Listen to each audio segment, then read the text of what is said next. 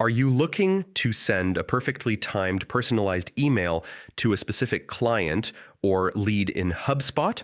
Whether you want to nurture a relationship, follow up on a meeting, or send an important update, scheduling a one-to-one email can save time and boost your productivity. In this quick and complete 2025 guide, I'll walk you step by step through the process of scheduling a one-to-one email directly from your HubSpot CRM. Let's dive in. Log in to your HubSpot account. First, head over to the HubSpot website, click the Login button on the top right corner, and enter your credentials. Once logged in, you'll land on your HubSpot dashboard, where all your tools and data are accessible. Access the library. From your dashboard, locate the navigation bar at the top and click on Library.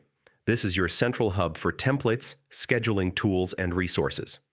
Open the meeting scheduler. Inside the library, find and select the meeting scheduler. This isn't just for meetings, it's also where you can manage scheduled interactions like emails. Click on the option to create scheduling page. Configure for one-to-one emails.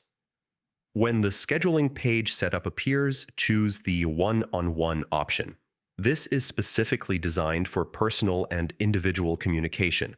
Once selected, you'll see fields where you can set your email details, like the recipient's email address, the exact time and date you want the email to send, and any other relevant information you need to include. Finalize and schedule. Double-check your details: subject line, email, body, timing, and recipient. Once you're satisfied, hit the Schedule button.